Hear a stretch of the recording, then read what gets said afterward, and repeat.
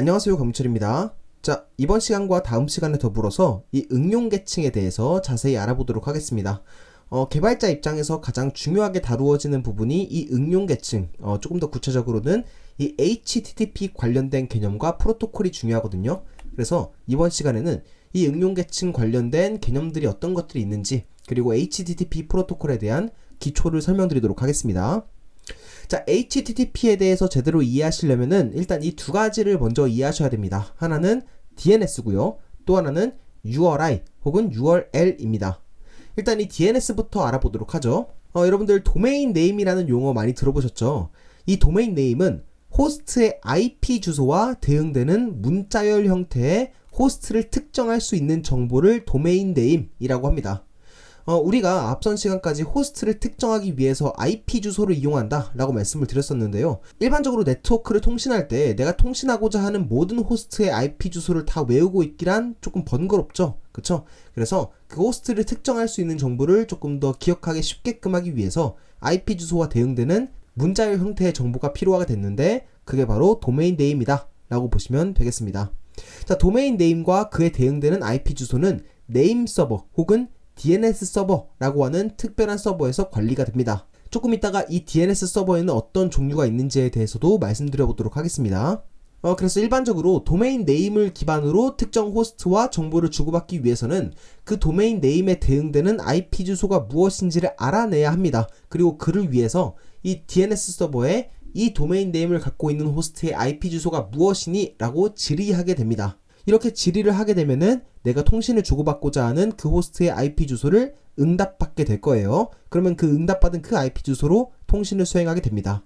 이 과정을 보통 도메인 네임 풀이, 도메인 네임 리졸빙 이라고 부릅니다. 아시겠죠? 자, 하나의 도메인 네임은 계층적인 구조를 갖고 있습니다. 점을 기준으로 계층적으로 도메인이 분류가 됩니다. 여러분들 이렇게 생긴 도메인 자주 보신 적 있으시죠? 사실 이게 계층적인 꼴을 이루고 있는 정보다 라고 보시면 되겠어요. 일반적으로 3에서 5단계 정도로 구성되는데 최상단에는 루트 도메인이 있습니다. 보통은 이 점을 생략하고 www.example.com 요 정도까지의 도메인 네임을 활용하는 경우가 많은데, 사실은 뒤에 점이 생략되어 있다고 보시면 됩니다. 실제로도 웹브라우저에다가 도메인 네임 뒤에다가 점을 입력해도 잘 접속이 되는 걸 볼 수가 있을 거예요. 이 최상단에 있는 이 점은 루트 도메인이라고 합니다. 그리고 최상단의 하부 도메인을 최상위 도메인이라고 부릅니다. 우리가 흔히 사용할 때는 이 .com, .kr 이러한 도메인을 마치 최상위 도메인처럼 사용하곤 하는데요. 사실은 실제로 최상단은 아니고 루트 도메인의 하위 도메인이다 라고 보시면 되겠습니다. 이거를 최상위 도메인, 줄여서 TLD라고 불러요. 그리고 최상위 도메인의 하부 도메인, 이 예제로 봤을 때 이 example에 해당하는 이 도메인을 2단계 도메인, 세컨드 레벨 도메인이라고 부릅니다. 그리고 짐작하실 수 있다시피 그 뒤에 있는 도메인을 3단계, 4단계, 5단계 도메인이라고 부릅니다. 이 루트 도메인까지 포함해서 모든 단계의 도메인을 전부 다 풀어서 쓰게 되면은 하나의 호스트를 특정할 수 있게 됩니다. 그리고 하나의 호스트를 특정할 수 있는 전체를 포함하고 있는 도메인 네임을 FQDN, Fully Qualified Domain Name, 전체 주소 도메인 네임이라고 부릅니다. 우리가 도메인 네임을 토대로 특정 호스트를 식별하기 위해서는 이 FQDN이 필요하다라고 보시면 되겠습니다. 이렇게 계층적인 꼴을 이루고 있는 도메인 네임을 관리하는 네임 서버 또한 계층적인 구조를 이루고 있습니다. 이 네임 서버는 여러 개가 존재할 수 있고요. 전 세계 여러 곳에 분산되어 위치해 있습니다. 최상위 도메인을 관리하는 네임 서버가 있고요. 루트 도메인을 관리하는 네임 서버가 있고, 그 하위 도메인을 관리하는 네임 서버가 전 세계에 분산돼서 위치해 있다 라고 보시면 돼요. 그리고 도메인 네임 시스템이란 이렇게 분산되어 위치해 있는 네임 서버를 바탕으로 도메인 네임을 리졸빙 해줄 수 있게끔 하는 체계를 도메인 네임 시스템이라고 부릅니다. 도메인 네임에 대한 분산된 관리 체계, 이를 도메인 네임 시스템이라고 부르는 거예요. 참고로 이 도메인 네임 시스템은 줄여서 DNS라고 부르는데, 방금 전에 제가 말씀드렸던 도메인 네임에 대한 분산 관리를 가능케 하는 응용 계층의 프로토콜을 지칭하기 위해서도 DNS라는 용어가 사용이 됩니다. 자, 그러면 여기까지의 배경 지식을 바탕으로 하나의 도메인 네임이 어떻게 리졸빙 되는지를 한번 알아보도록 하겠습니다. 호스트는 지금 보시는 것처럼 여러 종류의 네임 서버에게 질의함으로써 최종적으로 내가 원하는 IP 주소를 얻어내게 됩니다. 최종적으로 IP를 얻어내는 과정에서 사용되는 대표적인 네임 서버의 종류로는 로컬 네임 서버가 있고요. 루트 네임 서버, TLD 네임 서버 등등이 있습니다. 먼저 로컬 네임 서버에 대해서 알아보도록 하죠. 이 로컬 네임 서버는 호스트가 가장 먼저 질의를 하는 네임 서버의 일종입니다. 즉, 호스트는 가장 먼저 로컬 네임 서버에게 도메인 네임을 질의하게 됩니다. 호스트와 가장 많이 맞닿아 있는 네임 서버라고 보시면 되고요. 일반적으로는 ISP가 자동으로 이 네임 서버의 주소를 할당해주는 경우가 많습니다. 근데 이 ISP가 자동으로 할당해주는 네임 서버를 이용하는 것 이외에도 다른 공개된 DNS 서버를 이용할 수도 있습니다. 이러한 공개된 네임 서버의 주소에는 대표적으로 구글의 8888, 8844, 클라우드플레어의 1111 등이 있습니다. 이건 말 그대로 전 세계 모두에게 사용하도록 공개된 DNS 서버 주소라고 보시면 되겠습니다. 그래서 정적 IP 할당을 할 때 네임 서버 주소, 도메인 네임 서버, DNS 서버 주소를 어떤 걸 입력해야 될지 모를 때 그냥 요거 중에 하나를 입력하시면 큰 문제는 없어요. 아시겠죠? 자, 그래서 클라이언트는 내가 알고자 하는 도메인 네임에 대응되는 IP 주소를 알아내기 위해서 가장 먼저 로컬 네임 서버에게 질의를 하게 됩니다. 만약에 이 로컬 네임 서버가 그에 해당하는 IP 주소를 알고 있을 경우에는 그냥 곧바로 이 클라이언트에게 이 도메인 네임에 해당하는 IP 주소는 뭐야? 라고 바로 알려주면 됩니다. 근데 만약에 질의한 도메인 네임에 대한 IP 주소를 모를 경우에는 그 도메인 네임의 계층적인 구조를 따라서 IP 주소를 알아낼 때까지 질의를 반복해 나가게 됩니다. 자, 예를 들어서 클라이언트가 www.example.com 이라고 하는 도메인 네임을 로컬 네임 서버에게 IP 주소를 물어봤는데 로컬 네임 서버가 이에 대응되는 IP 주소를 모른다 라고 가정해 볼게요. 자, 그러면 로컬 네임 서버는 점에 해당하는 최상위 도메인, 루트 도메인을 관장하는 루트 네임 서버에게 www.example.com 이라고 하는 IP 주소를 찾고 싶습니다. 어디로 가야 하나요? 라고 질의를 하게 됩니다. 자, 그러면 루트 네임 서버는 나는 잘 모르겠는데 대신에 com이라고 하는 TLD를 관장하는 다른 서버의 주소를 알려줄게 라고 TLD 네임 서버의 위치를 알려주게 됩니다. 자, 그러면 그 위치를 전달받은 로컬 네임 서버는 www.example.com 이라고 하는 IP 주소를 알고 싶습니다. 어디로 가야 합니까? 라고 com이라고 하는 최상위 도메인을 담당하는 TLD 네임 서버에게 질의하게 됩니다. 자, 그러면 TLD 네임 서버는 난 잘 모르겠는데 대신에 example.com 이라고 하는 도메인 네임을 관장하는 서버의 IP 주소를 알려줄게 라고 답변해주게 됩니다. 이 과정을 www.example.com 의 IP 주소를 알고 있는 네임 서버에게 닿을 때까지 이 질문을 반복해 나간다 라고 보시면 되겠습니다. 계층적으로 질의한다 라고 보시면 돼요. 아시겠죠? 최종적으로 클라이언트가 원하는 IP 주소를 로컬 네임 서버가 반환받게 된다면 그 IP 주소를 클라이언트, 처음에 요청을 보냈던 그 호스트에게 전달해 주게 됩니다. 여기까지 가셨죠? 그쵸? 자, 근데 방금 전에 제가 말씀드렸던 이러한 반복적인 질의가 전 세계 인터넷에서 계속해서 반복이 된다면 당연하게도 이 DNS 관련된 트래픽이 너무 급증할 수 있다는 문제점이 있습니다. 그리고 이러한 질의가 많이 반복되면 반복될수록 처음 보는 웹사이트에 들어갈 때마다 이러한 질의를 반복해야 되기 때문에 리졸빙 시간이 너무 많아질 수가 있겠죠. 그쵸? 그래서 대부분의 네임 서버들은 기존의 응답 결과를 임시로 저장했다가 캐시했다가 같은 질의에 활용하게 됩니다. 그래서 이렇게 DNS 관련된 캐시만을 저장하기 위한 특별한 네임 서버들도 있습니다. 그래서 자주 질의되는 도메인 네임의 경우에는 보통 이렇게 모든 도메인 네임에 대해서 반복적으로 질의하지 않고 대부분 이 로컬 네임 서버 선에서 캐시되어서 사용되는 경우가 많습니다. 아시겠죠? 이게 도메인 네임 관련된 캐싱, DNS 캐시라고 보시면 돼요. 아시겠죠? 자, 그러면 DNS에 대한 학습을 마무리하기 전에 한 가지만 더 DNS 레코드 타입에 대해서 한 번 더 알아보도록 하겠습니다. 자, 예를 들어서 여러분들께서 이제 서버 프로그램을 배포해서 운영하고 싶다라고 가정해 보겠습니다. 여러분들이 배포한 서버 프로그램에 사용자들이 여러분들의 IP 주소가 아니라 도메인 네임으로 접속해서 활용하길 원한다 라고 가정을 해볼게요. 자, 그러면 가장 먼저 해야 될 일은 당연하게도 이 도메인 네임을 구입하는 겁니다. 이게 가장 먼저 해야 될 일이에요. 이 도메인 네임을 구입하는 방법은 그냥 인터넷에다가 도메인 네임 구입이라고만 쳐도 쭈루룩 관련된 서비스들이 나올 겁니다. 뭐 가비아, AWS 등등등 해서 굉장히 많은 DNS를 구매할 수 있는 서비스 업체들이 많아요. 이런 곳에서 가장 먼저 도메인 네임을 구입해 줘야 됩니다.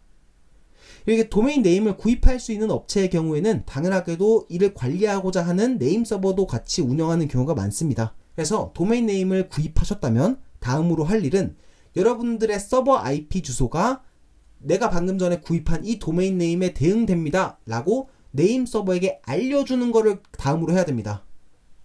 예를 들어서 제가 1.2.3.4 라고 하는 서버 프로그램을 배포했다 라고 가정해 볼게요. 그리고 민철.net 이라고 하는 도메인 네임을 구입했다 라고 가정해 볼게요. 자, 그러면 네임 서버들한테 1.2.3.4는 민철.net 이라고 하는 도메인 네임으로 사용할 거야 라고 알려줘야지 다른 사용자들이 민철.net에 해당하는 IP 주소가 뭐야? 라고 물어봤을 때 1.2.3.4요 라고 대답할 수 있지 않겠어요?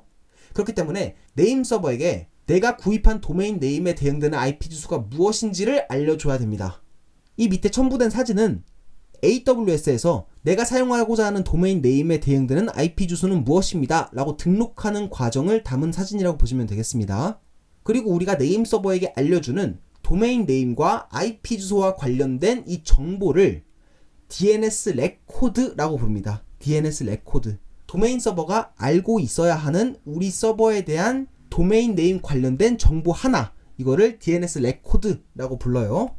아시겠죠? 자, 그래서 이 DNS 레코드로서 우리의 도메인 네임은 무엇이고 거기에 대응되는 IP 주소는 무엇이다 라고 알려줄 수가 있는 건데, 그를 위해서 하나의 DNS 레코드에는 기본적으로 이름과 그에 대한 값이 포함되어 있습니다. 사실은 이 DNS 레코드에도 여러 종류가 있습니다. 일반적으로는 이 도메인 네임에 대응되는 IP 주소는 무엇입니다 라고 이 대응 관계를 알려주는 게 가장 일반적이기는 한데요. 사실 그 밖에 다른 유형의 정보도 DNS 레코드로서 추가할 수가 있습니다. 그리고 그런 다른 유형을 식별하기 위해서 레코드 타입이라는 값도 존재합니다. 이 레코드 타입은 내가 추가하고자 하는 DNS 레코드의 유형을 나타냅니다. 예를 들어서 레코드 타입이 A일 경우에는 도메인 네임과 IP 주소의 대응 관계를 나타내는 정보입니다 라는 걸 뜻합니다. 그리고 AAAA 라고 하는 레코드 유형은 특정 도메인 네임이 있고 거기에는 IP 버전 6 주소가 대응됩니다. 이걸 알려주는 정보입니다. 그리고 CNAME이라고 하는 레코드 타입은 이 도메인에 대해서는 별칭이 있습니다 라는 뜻입니다. 이런 식으로 DNS 레코드에는 이 레코드의 유형을 나타내는 정보인 레코드 타입이 존재합니다. DNS 레코드에는 기본적으로 이름과 값의 대응으로 이루어져 있는데, 당연하게도 레코드 타입이 달라지면 레코드의 이름과 값의 의미도 달라질 수가 있겠죠. 그쵸?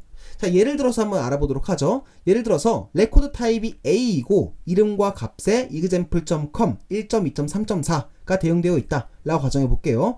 A는 특정 호스트에 대한 도메인 네임과 IP 버전 4 주소의 대응 관계를 나타내는 레코드 타입이다 라고 말씀드렸죠. 따라서 이 DNS 레코드는 1.2.3.4 라고 하는 IP 주소는 example.com 이라고 하는 도메인에 대응됩니다 라는 정보를 네임 서버에게 알려주는 레코드입니다. 자, 예를 들어서 두 번째 예시도 한번 보죠. 레코드 유형이 CNAME이고 이름, 값이 다음과 같다 라고 가정해 볼게요. CNAME은 특정 호스트 네임에 대한 별칭을 지정한다 라고 나와있죠. 따라서 example.com 이라고 하는 도메인 네임에 대한 별칭으로 www.example.com 을 이용하겠다 라는 말과도 같습니다. 따라서 이렇게 두 개의 레코드 타입이 들어가 있는 네임 서버에게 www.example.com의 IP 주소가 누구야? 라고 물어본다면 1.2.3.4를 응답해 주겠죠. 그쵸?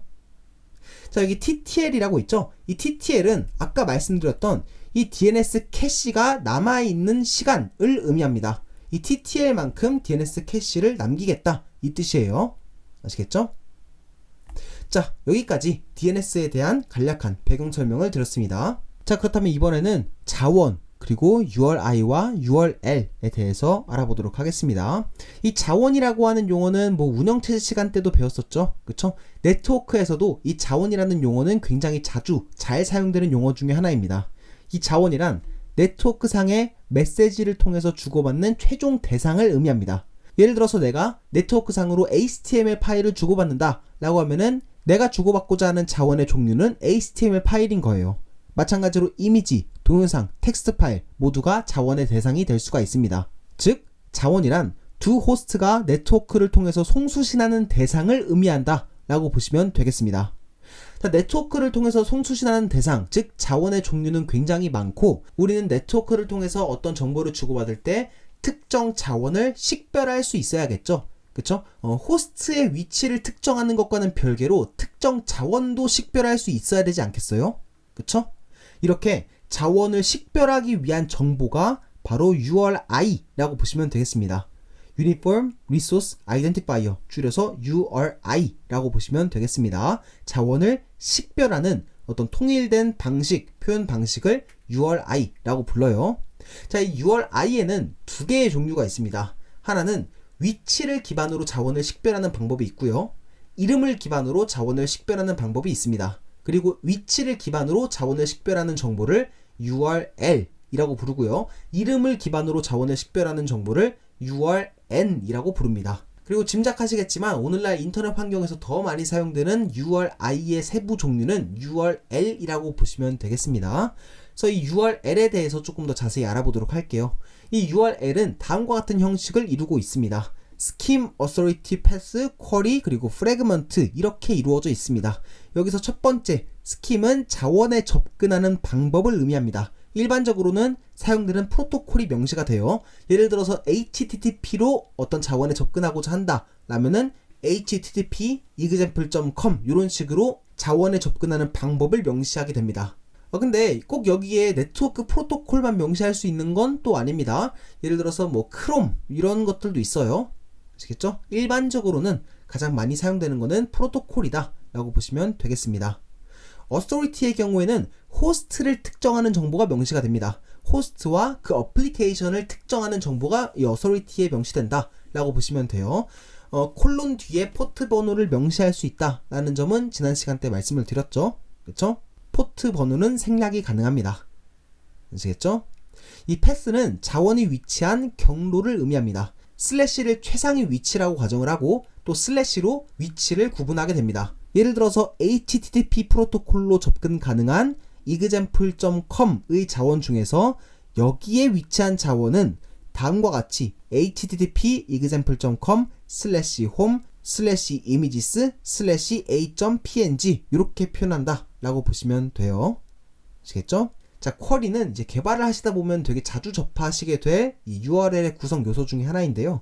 이 쿼리는 URL에 대한 매개 변수라고 보시면 되겠습니다. 일반적으로는 앞서 말씀드렸던 Scheme, Authority, Path만으로도 특정 자원을 식별할 수는 있습니다. 근데 어떤 상황에서는 이 세 개만으로는 특정 자원을 식별하기가 조금 어려울 수도 있어요. 그러니까 어떤 자원을 식별하기 위해서 호스트에 대한 정보, 위치에 대한 정보 뿐만 아니라 더 많은 정보가 필요할 수 있다는 거죠.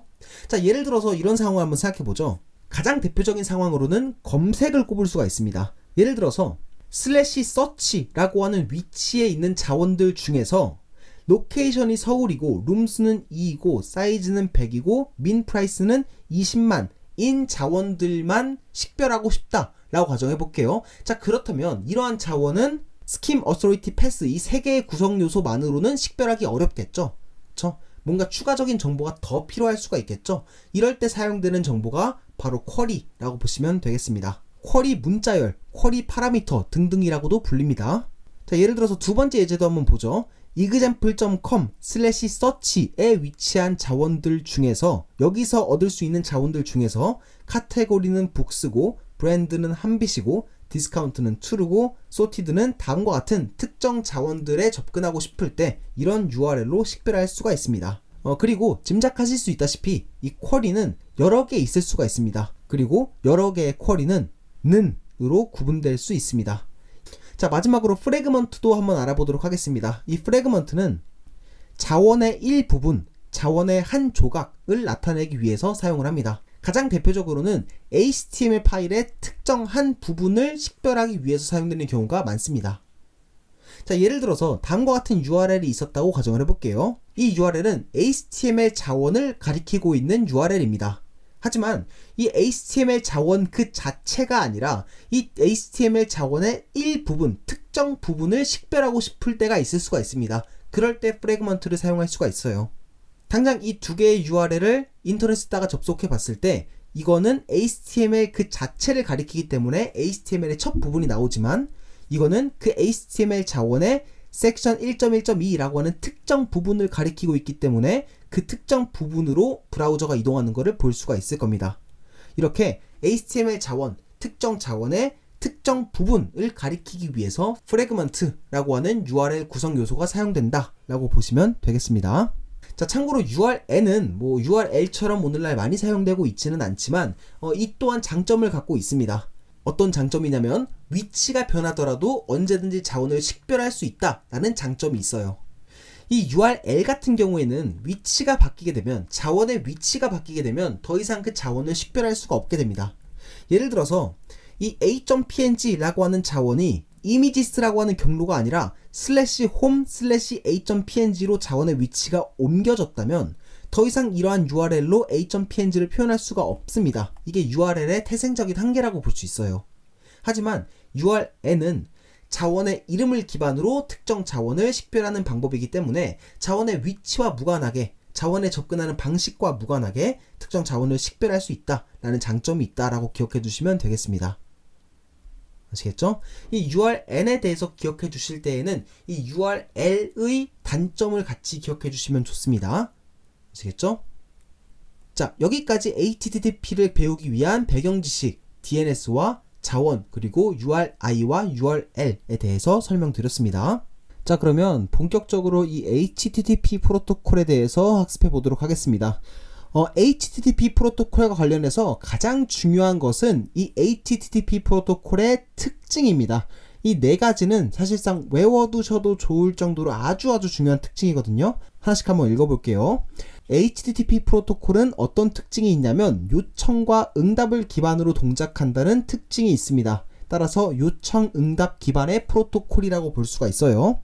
그리고 HTTP는 미디어 독립적이라는 특징이 있습니다. 따라서 미디어 독립적 프로토콜이라고도 볼 수가 있습니다. 세 번째로 HTTP는 상태를 유지하지 않는다는 특징이 있습니다. 따라서 스테이트리스 프로토콜의 일종이라고도 볼 수가 있습니다. 네 번째로 HTTP는 지속 연결을 지원하는 프로토콜입니다. 따라서 지속 연결 프로토콜의 일종이라고 볼 수가 있습니다. 자, 이 특징들에 대해서 하나씩 설명드리도록 할게요. 자, 처음으로 HTTP는 요청 응답 기반의 프로토콜이라고 말씀드렸죠. 이 말은 무슨 말이냐면 이 HTTP 프로토콜의 메시지는 기본적으로 요청을 보내는 클라이언트와 그에 대한 응답을 보내는 서버가 주고받는다 라고 보시면 되겠습니다. 그렇기 때문에 같은 HTTP 프로토콜 메시지라고 할지라도 요청 메시지와 응답 메시지는 구조가 서로 다릅니다. 아시겠죠? 조금 있다가 이 HTTP 프로토콜의 요청 메시지와 응답 메시지가 어떻게 다른지도 학습을 해볼 예정이에요. 자, 그리고 두 번째 특징, HTTP는 미디어 독립적인 프로토콜이라고 말씀드렸죠. 이건 무슨 말이냐면 이 HTTP를 이용하면 사실상 모든 종류의 자원을 주고받을 수 있다, 이 뜻입니다. 이 미디어 독립적이라고 하는 말에서 이 미디어는 사실상 자원의 종류를 나타낸다고 볼 수 있거든요. 따라서 미디어 독립적 프로토콜이라 함은 그 어떤 종류의 자원도 주고받을 수 있는 프로토콜, 이 뜻입니다. 즉 HTTP는 주고받을 자원의 종류와 무관하게 그저 자원을 주고받을 수 있는 통로 역할만 수행해주는 프로토콜이다, 이렇게 보시면 되겠습니다. 인터페이스 역할만 수행한다, 이렇게 보시면 돼요. 자, 이 미디어에 대해서 조금 더 말씀을 드리자면 이 미디어는 아까 말씀드렸던 것처럼 주고받을 수 있는 자원의 종류를 나타낸다 라고 볼 수가 있는데요. 여기서 이 미디어 타입이 HTTP로 주고받는 자원의 종류를 나타낸다 라고 보시면 되겠습니다. 이 미디어 타입은 이 네트워크 세상의 확장자와도 같습니다. 이 미디어 타입을 보면은 이 자원이 어떤 종류인지 알 수 있기 때문이에요.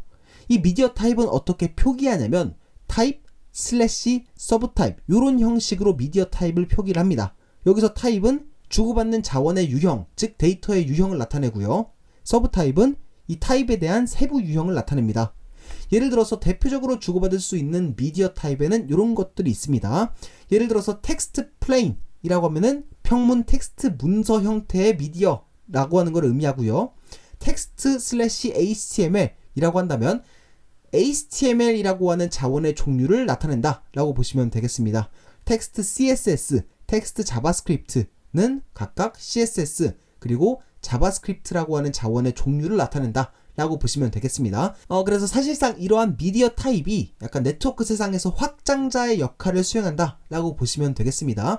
HTTP 메시지 안에 이러한 미디어 타입에 대한 정보가 적혀 있을 거예요. 그래서 이러한 미디어 타입 정보를 읽고 내가 송수신하는 자원의 종류는 어떤 자원이구나 라고 식별할 수 있다 라고 보시면 되겠습니다. 아시겠죠? 지금 화면 스탑해 보시고 어떤 미디어 타입이 있는지 궁금하신 분들은 쭉 한번 살펴보시길 바랍니다. 아시겠죠? 참고로 이 미디어 타입을 표기하는 방법에는 조금 더 세부적인 방법도 있습니다. 대표적으로 이제 별이라고 하는 특수 문자가 사용될 수가 있는데요. 여기서 이 별표는 모든 미디어 타입을 통칭하기 위한 수단이라고 보시면 되겠습니다. 예를 들어서 텍스트 슬래시 별이라고 한다면 이거는 모든 텍스트 타입의 데이터를 나타낸다 라고 보시면 되고요.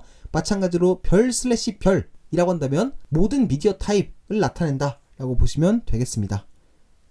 아시겠죠? 그리고 이 미디어 타입에는 부가 설명을 위해서 선택적으로 매개 변수를 표현할 수도 있습니다. 세미콜론, 매개 변수, 이퀄, 값 이런 형식으로 표현한다 라고 보시면 되겠습니다. 대표적으로 사용되는 매개 변수의 종류로는 인코딩 방식을 꼽을 수가 있어요. 예를 들어서 type HTML, 캐릭터셋, UTF-8 이라고 매개 변수를 넘겼다면 이거는 미디어 타입이 HTML 문자 타입이고 여기 안에서 사용된 문자는 UTF-8로 인코딩 되었다 요 뜻을 갖게 됩니다. 자, 세 번째 특징으로 한번 넘어가 보도록 하죠. 이거 정말 중요한 특징입니다. 이 HTTP는 상태를 유지하지 않는 스테이트리스 프로토콜입니다. 다시 말해서 HTTP 프로토콜로 주고받는 메시지로는 상태 정보를 알 수가 없어요. 서버 입장에서는 내가 지금 어떤 종류의 클라이언트와 상호작용하는지를 알 수가 없습니다. 서버는 HTTP 요청을 보낸 클라이언트 관련 상태 정보를 기억하지 않고 모든 클라이언트의 HTTP 요청은 기본적으로 독립된 요청으로 간주가 됩니다.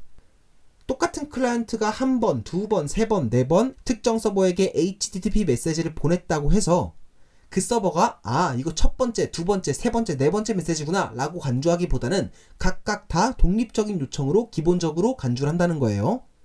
아시겠죠? 여기서 제가 여기 기본적으로 라고 하는 사족을 붙인 이유는 독립된 요청으로 간주하지 않을 수 있게끔 하는 이를 보완하기 위한 기술이 더 있기 때문입니다. 나중에 쿠키를 배울 때 알 수 있으실 거예요. 아시겠죠? 어쨌든 기본적으로 이 HTTP는 상태를 기억하지 않는 스테이트리스 프로토콜이기 때문에 모든 클라이언트의 요청은 기본적으로 독립적인 요청으로 간주가 됩니다. 처음부터 설계도 그렇게 되어 있어요. 대표적으로 이 HTTP 프로토콜이 정의된 인터넷 표준 문서, 공식 표준 문서에도 그렇게 적혀 있습니다. 첫 문장부터 그렇게 나와요. 이 HTTP는 스테이트리스 프로토콜의 일종이다. 이런 식으로 첫 문장부터 이렇게 나와 있습니다. 아시겠죠? 되게 중요한 특성이라는 거예요. 자, 그렇다면 이러한 특성이 왜 중요하냐? 상태를 유지하지 않는 게 왜 중요하고 어떤 이점이 있느냐? 라고 궁금하실 수도 있는데요. 이거는 HTTP의 확장성 그리고 견고성 때문입니다. 일반적으로 이 HTTP 서버는 굉장히 많은 클라이언트를 상대해야 되는 때가 많습니다. 우리가 일상적으로 접속하는 웹 서비스를 한번 생각해 보세요. 네이버나 구글이나 뭐 등등 해가지고 그런 것들 한번 생각해 보면은 굉장히 많은 사용자들이 HTTP 요청 메시지를 보내고 있음을 짐작하실 수가 있을 겁니다. 서버 입장에서 동시에 처리해야 되는 요청 메시지의 수가 굉장히 많아질 수가 있다는 거예요. 이런 상황에서 모든 클라이언트가 현재 나와 어떤 커뮤니케이션 상태에 있다, 어떤 클라이언트의 상태는 어떻고 현재 내 상태는 어떻다, 이런 정보를 주고받기에는 서버에 큰 부담이 될 수가 있습니다. 더군다나 클라이언트가 상호작용하는 HTTP 서버가 한 대가 아닐 경우에는 이러한 상태 정보를 모든 서버가 동기화를 해야 되는데 이거를 주고받는 것도 굉장히 큰 일이 될 수가 있어요. HTTP 서버가 클라이언트와 상태 정보를 유지한다면 클라이언트는 결국에는 자신의 상태를 기억하는 특정 서버하고만 상호작용하게 될 여지가 있습니다. 예를 들어서 클라이언트 1이 상호작용할 수 있는 서버에는 1, 2, n이 있다라고 할지라도 내 상태를 기억하고 있는 서버 1이라고만 이렇게 종속돼서 통신을 하게 될 수가 있고요. 다른 클라이언트도 내 상태를 기억하고 있는 특정 서버하고만 메시지를 주고받게 될 우려가 있습니다. 자, 이렇게 된다면 특정 클라이언트가 특정 서버에 종속되어 버릴 수 있다는 부작용이 생깁니다. 이럴 때 어떤 서버에 문제가 발생해 버리면 지금까지의 상태 정보를 유지하고 있었던 특정 클라이언트는 다른 서버와 곧바로 이어서 통신을 주고받기 어려워질 수가 있겠죠. 그쵸? 이거는 HTTP 서버가 지켜야 하는 굉장히 중요한 설계 목표와 어긋나는 것이라고도 볼 수 있습니다. 이 HTTP라고 하는 프로토콜은 굉장히 스케일러블 해야 되고요. 확장이 쉬워야 되고요. 굉장히 많은 요청 메시지에도 견고하게 응답 메시지를 보낼 수 있어 줘야 됩니다. 이게 HTTP 프로토콜의 핵심 설계 원칙 중에 하나예요. 근데 이렇게 특정 클라이언트가 특정 서버하고 종속이 되어버리면 이러한 설계 원칙과 좀 어긋나기 때문에 이러한 상태 정보를 기억하지 않기로 하자. 모든 요청을 기본적으로 독립된 요청으로 간주하자 라고 설계 목표가 확정되었다 라고 보시면 되겠습니다. 라고 설계되었다. 결과적으로 스테이트리스하게 설계되었다 라고 보시면 되겠습니다. 아시겠죠? 자, 그럼 마지막 특징으로 넘어가 보도록 할게요. HTTP는 지속 연결을 지원하는 지속 연결 프로토콜입니다. 자, 오늘날에 많이 사용되는 HTTP 버전에는 굉장히 많은 종류가 있지만 많이 사용되는 종류 중에 하나로 HTTP 1.1 그리고 2.0이 있습니다. 이 두 개의 버전은 TCP 위에서 동작을 합니다. TCP를 기반으로 동작을 해요. 앞선 강의에서 배웠던 것처럼 이 TCP는 연결형 프로토콜이죠. 하지만 HTTP는 상태를 유지하지 않는 비연결형 프로토콜입니다. 따라서 초기 HTTP 버전 1.0 이하의 초기 버전에서는 TCP 3웨이 핸드쉐이크로 연결을 수립하고 연결이 다 수립되었다면 HTTP 요청 메시지를 보내고 그에 대한 응답을 받고 4웨이 핸드쉐이크로 연결을 종료하고 더 주고받고 싶은 게 있으면 다시 3웨이 핸드쉐이크를 하고 요청 응답을 주고받고 연결을 종료하고 이 과정을 반복하면서 메시지를 주고받았습니다. 초기 HTTP 버전에서는 그랬다는 거예요. 연결을 설정하고 요청 응답 종료, 연결을 설정하고 요청 응답 종료, 이 과정을 반복했다 라고 보시면 되겠습니다. 근데 딱 봐도 이렇게 연결을 설정하고 종료하는 과정을 반복하는 건 굉장히 비효율적일 수가 있겠죠. 그래서 오늘날에 자주 사용되는 HTTP 버전 1.1 이상부터는 지속 연결이라고 하는 기능을 지원하고 있습니다. 이는 Keep Alive라고도 부르는데 이것은 하나의 TCP 연결상에서 여러 개의 요청과 응답을 주고받을 수 있는 기술이라고 보시면 되겠습니다. 연결을 설정하고 요청 응답을 쭉 주고받고 다 끝났으면 종료하고 지속 연결을 지원하지 않았을 때보다 더 빠른 속도로 요청 응답을 처리할 수 있어 보이죠? 그쵸? 이것 또한 HTTP 프로토콜의 중요한 특성이다 라고 보시면 되겠습니다. 아시겠죠? 자, 그러면 이 HTTP 메시지가 어떤 구조로 이루어져 있는지 한번 살펴보도록 하겠습니다. 이 HTTP 메시지는 기본적으로 시작 라인, 그리고 필드 라인, 그리고 한 줄 바꿔서 메시지 본문으로 이루어져 있습니다. 참고로 이번 수업 시간에서는 이 평문으로 메시지를 주고받는 HTTP 버전인 1.1을 기준으로 설명드리도록 하겠습니다. 어쨌든 간에 HTTP 메시지는 기본적으로 시작 라인, 필드 라인, 그리고 메시지 본문으로 구성되어 있습니다. 앞서 말씀드렸던 것처럼 이 HTTP는 미디어 독립적 프로토콜이기 때문에 이 메시지 본문에는 그 어떤 자원도 올 수가 있고 때로는 없을 수도 있습니다. 아시겠죠? 그리고 이 필드 라인은 헤더가 명시되는 라인입니다. 헤더. 그리고 이 헤더는 여러 개 있을 수가 있다 라고 보시면 되겠습니다. 여러 줄에 걸쳐서 여러 개가 있을 수가 있어요. 그리고 아까 전에 이 HTTP는 요청 응답 기반의 프로토콜이라고 말씀드렸죠. 때문에 요청 메시지와 응답 메시지가 다르게 생겼다 라고도 말씀드렸습니다. 그 요청 메시지와 응답 메시지는 시작 라인으로 구분이 됩니다. 시작 라인을 보시면 이게 요청 메시지인지 응답 메시지인지를 구분할 수가 있어요. HTTP 요청 메시지일 경우에 이 시작 라인은 요청 라인이 되고요. 응답 메시지일 경우에는 이 시작 라인은 상태 라인이 됩니다. 그리고 요청 라인과 상태 라인은 각각 다른 구성을 띠고 있습니다. 요청 메시지일 경우에, 즉 요청 라인일 경우에는 메서드 이름, 공백, 요청 대상, 공백, HTTP 버전의 형식을 띠고 있고요. 응답 메시지일 경우에, 즉 시작 라인이 상태 라인일 경우에는 HTTP 버전, 공백, 상태 코드, 공백, 이유 구문으로 구성되어 있습니다. 요청 라인의 메서드고요. 또 상태 라인의 상태 코드입니다.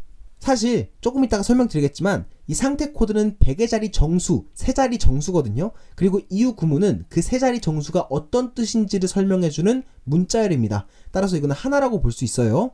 즉 HTTP 메시지의 핵심은 메서드, 상태 코드 및 이유 구문, 그리고 필드라인, 헤더들이 명시되는 필드라인, 이 3가지라고 보시면 되겠습니다. 사실상 이 3가지가 HTTP의 공부 대상이라고 보셔도 무방합니다. 아시겠죠? 물론 다른 것들이 막 안 중요하다, 배울 필요 없다 이렇게 말씀드리는 건 아닙니다만 대부분의 공부할 대상들이 여기에 있다 라고 보시면 되겠습니다. 자, 요청 라인과 상태 라인 그리고 각각을 구성하고 있는 구성 요소에 대해서 이렇게 쭉 정리를 다시 한번 해보고 가도록 하겠습니다. 아까 전에 요청 라인은 메서드와 요청 대상 그리고 HTTP 버전으로 이루어져 있다 라고 말씀드렸죠. 이 메서드는 클라이언트가 서버에게 어떤 메시지를 요청할 때 그 요청할 자원에 대해서 수행할 작업의 종류를 나타냅니다. 조금 이따가 다 하나하나씩 자세하게 짚어드릴 거예요. 어떤 작업을 수행하고 싶은지를 메서드로 표현한다 라고 보시면 되겠습니다. 그리고 요청 대상에는 요청을 보내고자 하는 자원, 요청하고자 하는 자원이 명시됩니다. 일반적으로는 아까 전에 배웠던 그 URL 상의 쿼리 문자열까지 포함된 패스가 명시된다 라고 보시면 되겠습니다. 예를 들어서 HTTP 요청으로 다음과 같은 URL에 있는 자원을 갖다 줘 라고 요청을 보내고자 할 때에는 요청 대상이 /hello 쿼리 문자열 쿼리 이퀄 네트워크 여기까지 요만큼이 요청 대상에 포함된다 라고 보시면 되겠습니다. 그리고 다음과 같은 URL에 요청을 보낼 때에는 쿼리 문자열이 포함된 패스가 명시되니까 이 패스인 /가 명시된다 라고 보시면 되겠습니다. HTTP 버전은 말 그대로 HTTP 버전입니다. HTTP/버전과 같은 형식으로 표현이 됩니다. 자, 상태 라인의 버전은 여기의 버전과 마찬가지고요. 상태 코드는 요청 결과에 대한 세 자리 정수를 나타냅니다. 요청 결과에 대해서 세 자리 정수로 약속된 값들이 있어요. 그 약속된 값들을 여기에 명시한다 라고 보시면 되고요. 이후 구문은 그 상태 코드에 대한 해설입니다. 간단한 문자열 형태의 설명이라고 보시면 되겠습니다. 이거는 하나로 그냥 묶어서 생각해 보시면 돼요. 예를 들어서 404라고 하는 상태 코드가 있다면 그는 not found라고 하는 이후 구문으로 해설될 수가 있습니다. 그리고 500이라고 하는 상태 코드는 internal server error라고 하는 이후 구문으로 해설될 수가 있어요. 이런 식으로 이후 구문은 상태 코드에 대한 해설을 담고 있다라고 보시면 되겠습니다. 엔간하면 하나로 묶어서 학습하시는 것을 추천드립니다. 자, 대표적인 상태 코드에는 다음과 같은 것들이 있어요. 예를 들어서 상태 코드 200의 경우에는 요청이 성공적으로 받아들여졌다 그리고 수행되었다 라고 하는 것을 의미합니다. 이후 구문은 OK라고 나와 있어요. 상태 코드 404는 요청한 자원이 존재하지 않습니다 라고 하는 응답입니다. 이에 대한 이후 구문은 not found 라고 보시면 돼요. 자, 이번에는 필드 라인도 함께 살펴보도록 하겠습니다. 이 필드 라인에는 HTTP 헤더가 명시된다 라고 말씀드렸죠. 여기서 이 HTTP 헤더는 HTTP 메시지 전송과 관련된 부가 정보, 제어 정보라고 보시면 되겠습니다. 일반적으로 하나의 HTTP 메서드에도 굉장히 다양한 종류의 헤더가 포함되어 있을 수가 있습니다. 그리고 이번 시간과 다음 시간에 그 다양한 헤더의 종류에 대해서 학습해 볼 예정이에요. 일반적으로 하나의 헤더는 땡땡 을 기준으로 헤더 이름과 그에 대응되는 값의 형태로 구성되어 있습니다. 예를 들어서 응답 메시지가 다음과 같다라고 가정을 해볼게요. 상태 코드가 200이고 이후 구문이 OK인 걸로 봐서 이 응답 메시지는 요청이 성공적으로 받아들여졌고 수행되었다 라는 것을 얘기하고 싶었나봐요. 그 바로 밑에 이에 대한 헤더, 제어 정보, 부가 정보가 땡땡을 기준으로 표기되어 있다 라고 보시면 되겠습니다. 여러 개가 여러 줄에 걸쳐서 사용될 수가 있어요. 그리고 메시지 본문 한 칸 떼고 메시지 본문에는 여기에는 HTML 자원이 명시되었지만 다른 자원도 올 수가 있다 라고 생각해 주시면 되겠습니다. 아시겠죠? 참고로 컨텐트 타입과 컨텐트 랭스는 조금 이따가 배우겠지만 주고받는 미디어 타입과 메시지의 길이라고 보시면 되겠습니다. 자, 이러한 HTTP 메시지는 웹브라우저를 통해서 쉽게 조회할 수가 있습니다. 크롬을 이용하시는 분들이 계시면 개발자 도구를 열어주시고 네트워크 탭을 클릭하시고 특정 웹사이트에 접속을 해보신다면 그 웹사이트와 주고받는 HTTP 관련된 메시지들이 이렇게 쭈루루룩 막 뜰 거예요. 요청 응답받은 자원들이 쭈루룩 뜰 겁니다. 그 중에 하나를 클릭해 보시고 여기 헤더를 입력해 보시면 방금 전까지 설명드린 HTTP 메시지의 구조를 보실 수가 있을 겁니다. 아시겠죠? 자, 그러면 이 HTTP 메서드부터 한번 하나씩 살펴보도록 하겠습니다. 사용 가능한 HTTP 메서드에는 다음과 같은 것들이 있습니다. 근데 그 중에서도 개발을 할 때 특히 아주 자주 사용되는 메서드는 어느 정도 정해져 있습니다. 제가 색칠을 해놓은 이 get, head, post, put, patch, delete 라고 보시면 되는데요. 이것들을 위주로 하나씩 살펴보도록 하죠. 우선 화면을 스탑해 보시고 이 각각의 메서드가 어떤 걸 의미하는지 한번 쭉 읽어보시길 바랍니다.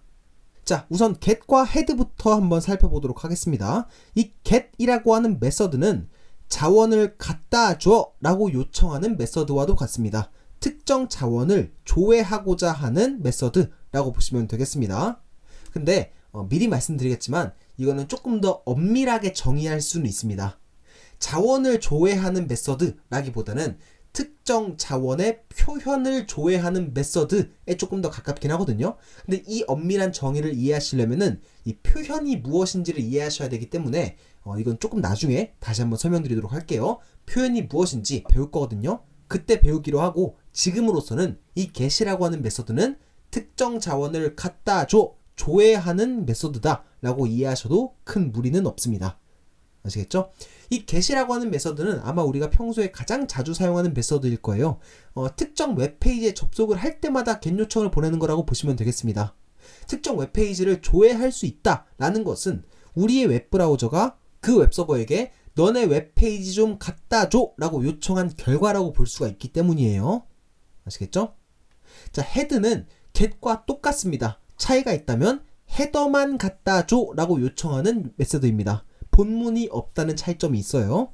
그래서 get과 똑같은데 본문만 없는 요청 메서드가 head다 라고 보시면 되겠습니다. 자, 이게 get 요청 메시지와 그에 대한 응답 메시지의 예시입니다. 여기 get이라고 나와 있죠? 이게 요청 메시지 예시의 일부라고 보시면 되겠습니다. get이라고 나와 있고 /example page라고 나와 있습니다. HTTP 1.1 버전으로 요청을 하는데 example page라고 하는 자원을 갖다 줘 라고 요청하는 메서드라고 보시면 되겠습니다. 참고로 이 host라고 하는 헤더도 있죠. 조금 이따가 배우겠지만 이 host는 요청을 보내고자 하는 대상을 명시하는 헤더입니다. 즉 example.com/example page를 갖다 줘 라고 요청하는 메시지다 라고 보시면 되겠습니다. 이거는 그에 대한 응답 메시지라고 보시면 돼요. 자, 이거는 헤드 요청 메시지와 그에 대한 응답 메시지 예시입니다. 헤드는 헤더만 갖다 줘 라고 요청하는 메시지라고 말씀드렸죠. 따라서 앞선 예제와는 다르게 응답 메시지에 본문이 포함되어 있지 않습니다. 자, 다음으로 포스트 메서드도 살펴봅시다. 이 포스트 메서드는 아마도 get 요청 다음으로 우리가 일상적으로 많이 사용하는 메서드일 거예요. 이 포스트 메서드는 서버야 특정 작업을 처리해줘 라고 요청을 보내는 메서드라고 보시면 되겠습니다. 즉 클라이언트가 서버로 하여금 특정 작업을 수행하도록 지시하고 싶을 때 사용할 수 있는 메서드라고 보시면 되겠습니다. 대부분의 경우에는 클라이언트가 서버에 어떤 새로운 자원을 생성하고자 할 때 이 포스트 메서드가 사용이 됩니다. 대표적인 예시로 서버야 내가 방금 전에 이러한 글을 작성했는데 이거를 게시판 글이라고 하는 자원으로 새롭게 생성해줘 라고 요청을 한다든지 서버야 내가 방금 전에 댓글이라는 글을 작성을 했는데 이거를 새롭게 자원을 등록하도록 처리해줘 라고 요청을 한다든지 이럴 때 보통 이 포스트 메서드가 사용이 됩니다. 이거는 그 예제입니다. 여기 요청 메시지에 post라고 나와 있죠. 그리고 이 /posting이라고 하는 이 자원에 대해서 아래에 있는 내용을 처리해 달라고 요청을 보내는 거다 라고 보시면 되겠습니다. 참고로 여기서 너무너무 중요한 거, 참고로 이 포스트 메서드를 전달받았을 때 서버가 어떻게 동작해야 될지를 정하는 거는 개발자 마음입니다. 아시겠죠? 여기서 특정 작업이 무엇인지는 서버를 만든 개발자가 만들기 나름이에요. 아시겠죠? 클라이언트는 정의된 그 메서드대로 요청을 보낼 뿐이고 그 정해진 메서드로 요청을 보냈을 때 서버가 어떻게 동작해야 되는지는 개발자가 정의를 해야 됩니다. 아시겠죠? 어쨌든 예를 들어서 이 포스팅이라고 하는 URL로 포스트 요청을 보낼 때 이 본문이 새로운 글로서 등록되는 동작이 이미 서버에 정의되어 있다 라고 가정해 보겠습니다. 예를 들어서 글 아이디는 1, 타이틀은 컴퓨터 네트워크, 컨텐츠는 너무 중요한 과목이니까 힘들어도 끝까지 화이팅해서 읽어주세요 라는 내용이 이제 메시지 본문으로 이루어져 있고 이거를 포스트 요청으로 포스팅으로 이제 요청을 보냈다 라고 가정해 보겠습니다. 새로운 자원이 성공적으로 생성되었다면 201 created라고 하는 상태 코드와 이후 구문이 응답받아지게 됩니다. 그리고 어디 위치에 새로운 자원이 생성되었는지도 헤더를 통해서 알려줄 수 있게 됩니다. 아시겠죠? 요거는 조금 이따 다시 한번 배울 거예요. 아시겠죠? 어쨌든 포스트 메서드는 이런 식으로 정해진 동작을 수행하도록 서버에게 유도를 시킬 수 있다 라고 보시면 되겠습니다. 자, 다음으로 풋과 패치를 살펴보도록 하겠습니다. 이 풋은 덮어쓰기를 요청하는 메서드라고 보시면 되고요. 패치는 부분적 수정을 요청하기 위한 메서드라고 보시면 되겠습니다. 자, 예를 들어서 서버에 다음과 같은 자원이 있었다 라고 가정을 해보겠습니다. 아이디는 1, 타이틀은 오늘도 즐거운 날입니다. 재미있는 글 보고 가세요. 이런 자원이 서버에 등록되어져 있었다 라고 가정을 해볼게요.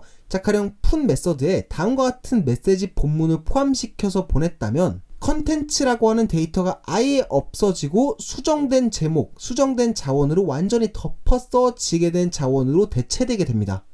이랬던 자원이 이러한 메시지 본문과 함께 날라온 풋 요청 메시지를 받으면 이에 대해서 완전히 덮어 써지게 된 이렇게 생긴 자원으로 생성이 된다는 뜻이에요.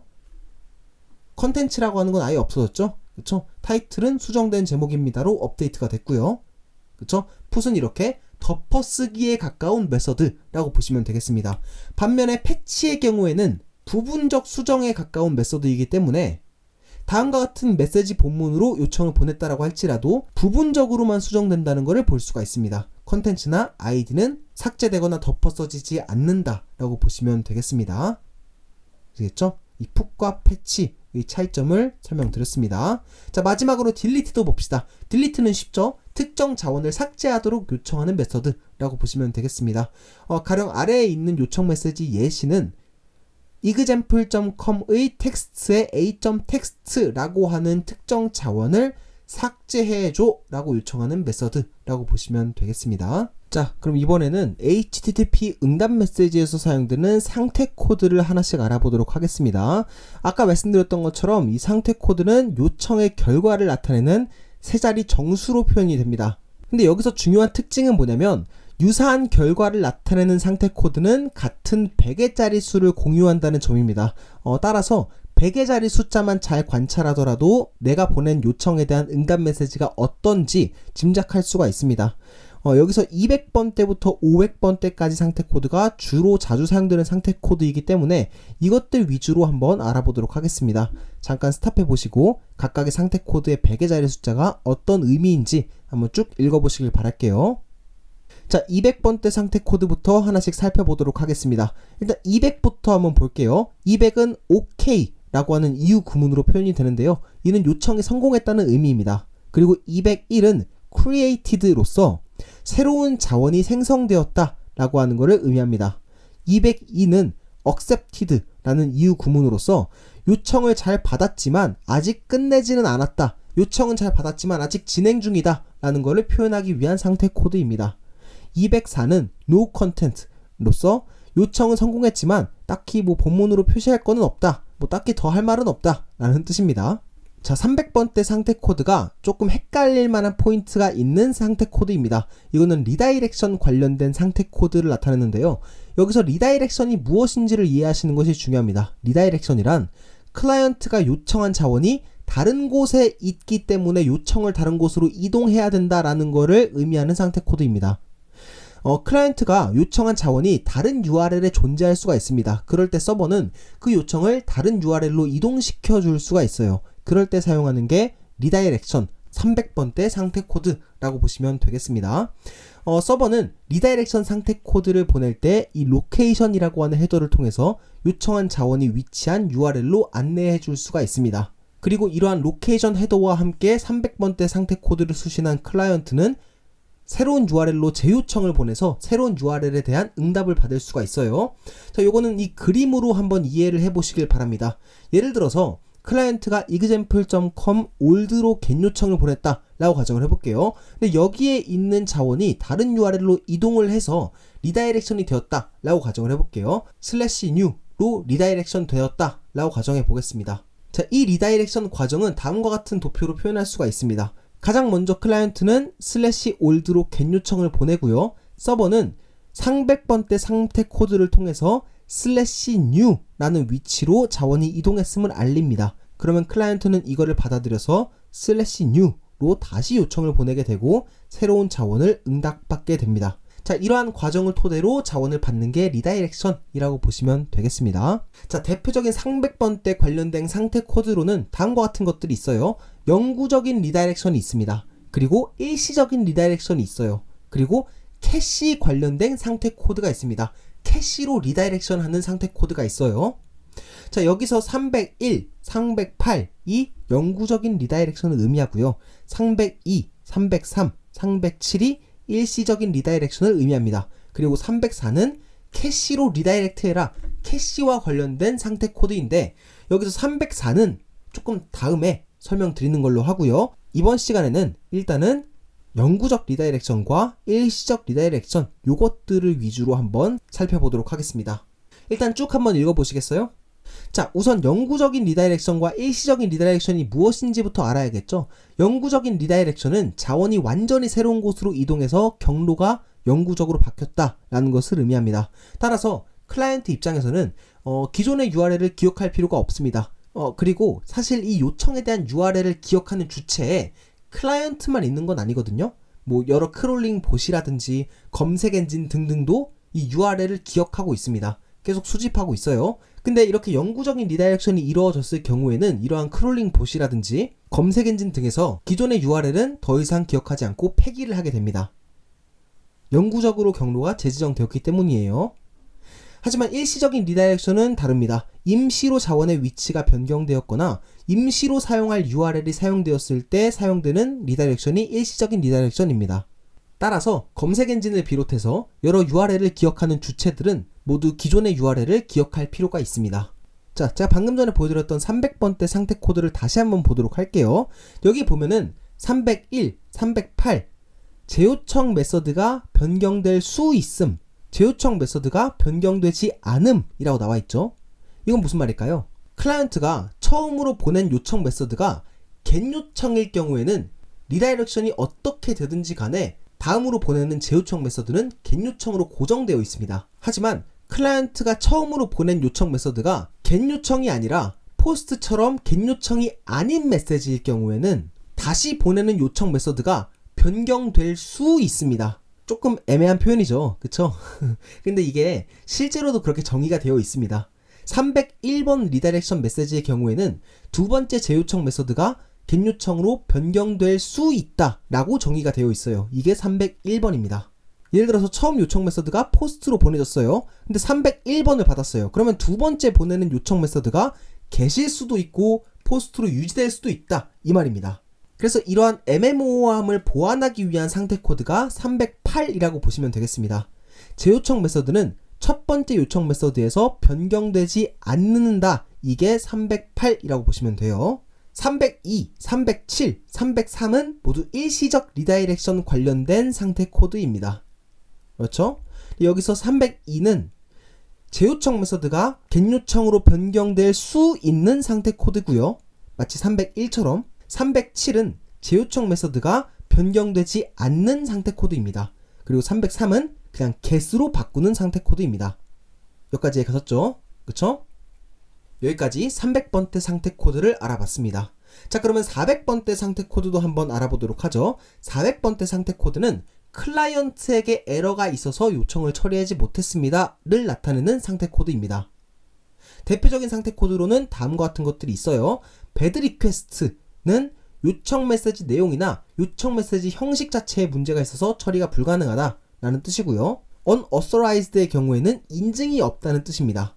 그리고 403의 경우에는 접근 권한이 충분하지 않은 상황처럼 요청이 서버에 의해서 거부되었다 라는 뜻입니다. 그리고 404 not found는 자원이 존재하지 않는다 라는 뜻이고요. 그리고 405번의 경우에는 요청 메시지가 우리 서버에서는 지원되지 않는다 라는 뜻입니다. 예를 들어서 패치라고 하는 메서드로 요청을 보냈는데 서버 입장에서 그 패치에 대해서 어떻게 동작할지 정의가 안 되어 있을 수가 있습니다. 그럴 때 405 상태 코드를 내보낼 수가 있어요. 자, 참고로 여기서 401 인증과 403 권한 부족을 혼동해서는 안 됩니다. 인증은 너가 누군지 밝혀라 라고 하는 뜻이고요. 권한 부여, 인가라고도 해요. 권한 부여는 너라는 주체가 여기에 접근할 수 있는 자격이 있는지를 검사하는 절차를 의미합니다. 인증은 authentication이라고도 하고요. 권한은 authorization이라고도 합니다. 이 두 가지 각종 기술 면접 등에서 자주 등장하기도 하고 개발할 때에도 굉장히 자주 쓰이거든요. 그래서 꼭 이 두 개념은 구분해서 기억해 주시길 바랍니다. 아시겠죠? 그냥 이렇게 기억하시면은 기억하시기 편할 겁니다. 인증은 너 누구야? 라고 묻는 거고요. 권한은 너 뭐 돼? 라고 묻는 겁니다. 아시겠죠? 자, 마지막으로 500번대 상태 코드도 알아보도록 하겠습니다. 500번대 상태 코드는 서버에게 잘못이 있음을 나타내는 상태 코드입니다. 근데 이 500번대 상태 코드의 경우에는 상태 코드를 다양하게 사용하지 않는 경우가 많습니다. 왜냐하면 이 요청 메시지에 대해서 처리되지 못한 이유, 서버에 문제가 있는 이유를 구구절절 설명하는 것은 뭔가 보안상의 문제점을 노출할 수가 있기 때문에 그냥 대부분의 문제 상황은 그냥 500번으로 퉁치는 경우가 많습니다. 아시겠죠? 500번은 internal server error 라고 해서 요청을 처리할 수 없다, 서버 내부에 어떠한 문제가 있다 정도로 표현하는 상태 코드입니다. 자, 502번의 경우에는 중간 서버에 어떤 문제가 생겨서 통신 오류가 발생했다 라는 뜻입니다. 이 중간 서버에 대해서는 다음 시간 때 자세하게 말씀드릴 예정이에요. 프록시, 게이트웨이 등등의 개념을 설명해 드릴 예정입니다. 자, 여기까지 메서드 그리고 상태 코드에 대해서 알아봤습니다. 자, 그러면은 강의를 마무리하면서 HTTP에서 사용되는 주요 헤더에 대해서 한번 알아보도록 하겠습니다. 미리 말씀드리자면 이 HTTP에서 사용되는 헤더의 종류는 다 나열하기 어려울 정도로 굉장히 많습니다. 근데 그럼에도 불구하고 자주 사용되는 헤더들은 있습니다. 이제부터 그 자주 사용되는 헤더 위주로 알아보도록 할게요. 자, 요청 메시지에서 주로 활용되는 헤더들이 있습니다. 대표적으로 다음과 같은 것들이 있어요. 호스트, 유저 에이전트, 레퍼러 하나씩 살펴볼게요. 자, 호스트는 요청을 보낼 호스트가 명시되는 헤더입니다. 보통은 IP 주소 혹은 도메인 네임이 여기에 명시가 된다 라고 보시면 되겠습니다. 선택적으로 포트 번호가 포함되어 있을 수가 있어요. 예를 들어서 다음과 같은 URL의 자원을 get 요청을 보냈다 라고 가정해 보겠습니다. 자, 그러면은 호스트에는 이에 대한 도메인 네임 혹은 IP 주소에 해당하는 info.sun.ch가 여기에 명시된다 라고 보시면 되겠습니다. 패스를 포함한 자원의 경로는 여기에 명시가 된다라고 아까 말씀을 드렸죠. 그쵸? 자, 다음으로 유저 에이전트는 요청 메시지를 보낸 클라이언트 프로그램 관련 정보가 명시되는 헤더입니다. 대표적으로 사용된 브라우저 종류, 운영체제 종류, 사용된 아키텍처, 웹브라우저 종류, 렌더링 엔진 종류 등등이 여기에 포함된다 라고 보시면 돼요. 처음 HTTP를 공부하시는 분들은 여기에 나와 있는 이 모든 정보를 다 암기하실 필요는 없습니다. 그냥 지금으로서는 유저 에이전트란 HTTP 요청을 시작한 프로그램, 클라이언트 측의 프로그램을 의미하는구나, 대표적으로 웹브라우저가 있구나 정도만 이해하시면 되고, 유저 에이전트 헤더에는 이러한 요청을 시작한 클라이언트 측의 프로그램 관련된 정보가 명시된다 정도만 이해하시면 되겠습니다. 근데 개발에서 이거는 굉장히 유용하게 사용될 수가 있어요. 내가 어떤 사이트를 운영 중인데 내 사이트에 접속한 클라이언트의 접속 환경 정보를 얻어내고자 할 때 이 헤더는 굉장히 유용하게 사용될 수가 있습니다. 내 프로그램에 접속하는 사용자들은 대부분 이러한 환경에서 요청을 보내고 있구나를 알 수가 있습니다. 아시겠죠? 자, 레퍼러도 살펴봅시다. 레퍼러는 요청을 보낼 당시에 클라이언트가 머물렀던 URL이 명시되는 헤더입니다. 예를 들어서 클라이언트가 기존의 민철.net에 머무르다가 내 사이트에 접속했다 라고 한다면 내 사이트 입장에서는 이 레퍼러 헤더를 통해서 클라이언트가 기존에 어디에 머물러 있었는지, 유입 경로가 어디인지를 레퍼러로 판단할 수가 있는 거예요. 당연하게도 이 클라이언트의 접속 정보, 유입 경로를 확인할 수 있기 때문에 개발할 때 굉장히 유용하게 사용될 수가 있겠죠. 그쵸? 참고로 이거 오타 아닙니다. 이거는 HTTP 레퍼러 헤더를 개발할 당시에 오타가 생겼는데 그 오타가 오늘날까지 굳어진 겁니다. 아시겠죠? 자, 다음으로 응답 메시지에서 주로 활용되는 HTTP 헤더도 살펴봅시다. 자, 서버는 응답 메시지를 보내는 서버 호스트 관련된 정보가 명시되는 헤더입니다. 예를 들어서 유닉스 운영체제에서 동작하는 아파치 서버에서 응답 메시지를 보낼 경우에는 서버, 아파치 정보, 유닉스 이렇게 정직하게 써주는 경우도 있습니다. 자, allow 헤더의 경우에는 이 또한 개발을 할 때 굉장히 유용하게 사용될 수 있는 헤더인데요. 이거는 서버가 처리할 수 있는 HTTP 메서드 목록을 알리기 위해서 사용이 됩니다. 예를 들어서 내가 서버를 개발했는데 내 서버가 get 요청과 포스트 요청만 처리할 수 있도록 구현해 두었다고 가정을 해보겠습니다. 근데 만약에 클라이언트가 뭐 패치, 딜리트 이런 메서드로 요청을 보냈다 라고 가정을 해볼게요. 자, 그러면은 우리 서버는 이러한 요청을 받았을 때 어떻게 동작해야 될지 아직 정의를 못했잖아요. 그럴 때 아까 배웠던 method.allowed 상태 코드와 함께 allow 헤더로 처리 가능한 메서드 목록들을 알려줄 수가 있습니다. 자, 로케이션은 클라이언트에게 자원의 위치를 알려주기 위해서 사용이 됩니다. 예를 들어서 클라이언트가 서버에 어떤 새로운 자원을 생성했다, 포스트 메서드로 어떤 자원을 생성했다 라고 가정해 보겠습니다. 자, 그러면 클라이언트한테 어떤 위치에 새로운 자원이 생성되었는지를 알려줘야겠죠. 혹은 클라이언트가 요청한 결과에 대해서 리다이렉션이 필요하다 라고 가정해 보겠습니다. 자, 그러면 클라이언트에게 어디로 리다이렉션 해야 될지를 알려줘야 되겠죠. 그쵸? 그럴 때 그 위치, 자원의 위치를 알려주기 위해서 이 로케이션 헤더가 자주 사용이 될 수가 있습니다. 자, 그리고 요청과 응답 메시지 모두에서 자주 사용되는 헤더도 있습니다. 대표적으로 date가 있어요. 이거는 메시지가 생성된 날짜와 시각과 관련된 정보를 담은 헤더입니다. 이건 어렵지 않죠? 그쵸? 그리고 컨텐트 랭스는 메시지 본문의 길이, 바이트 단위의 크기를 표현하기 위한 헤더입니다. 이것도 어렵지 않죠? 그쵸? 자, 컨텐트 타입, 컨텐트 랭귀지, 컨텐트 인코딩이라고 하는 헤더도 있습니다. 자, 이걸 한데에 묶은 이유는 이 세 개의 헤더가 표현 헤더, representation 헤더라는 카테고리로 묶이는 유사한 결의 헤더이기 때문이에요. 자, 이 세 개의 헤더는 메시지 본문이 어떤 식으로 표현되었는지를 알려주는 헤더입니다. 컨텐트 타입은 메시지 본문에서 사용된 미디어 타입이 명시되는 헤더고요. 컨텐트 랭귀지의 경우에는 메시지 본문에서 사용된 자연어가 명시되는 헤더입니다.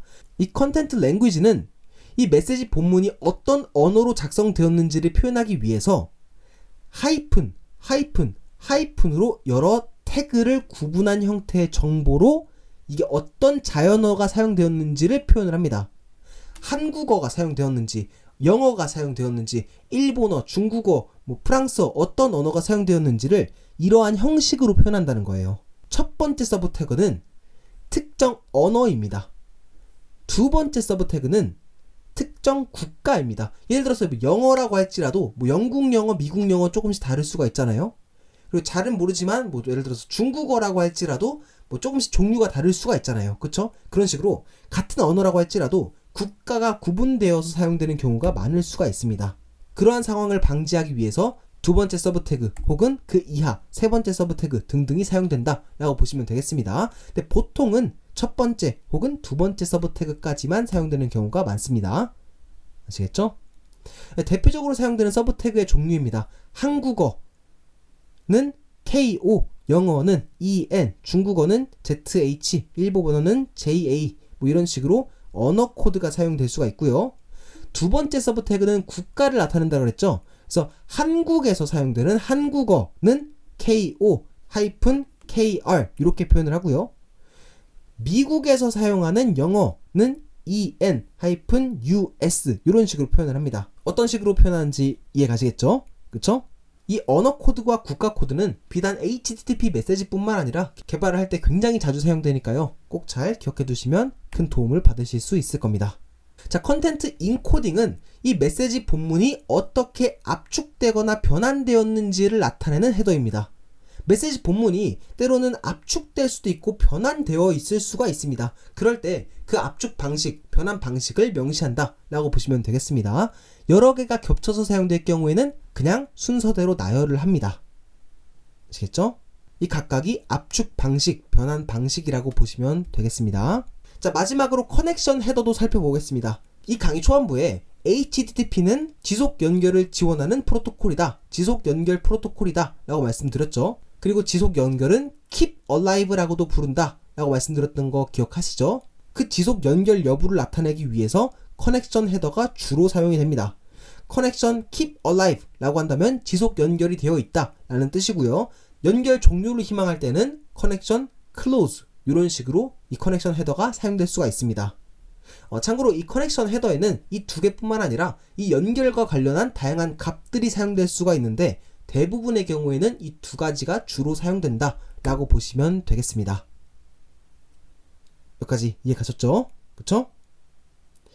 자, 이번 강의는 여기까지 하도록 하겠습니다. 아마 이번 강의 전체를 통틀어서 가장 긴 강의가 아니었을까 싶긴 한데요. 근데 그럼에도 불구하고 굉장히 중요한 내용이니까 꼭 잘 기억해 두시면 좋겠습니다. 아시겠죠? 자, 여기까지 들어주신 여러분들 정말 수고 많으셨고요. 전 다음 강의 때 뵙도록 하겠습니다. 감사합니다.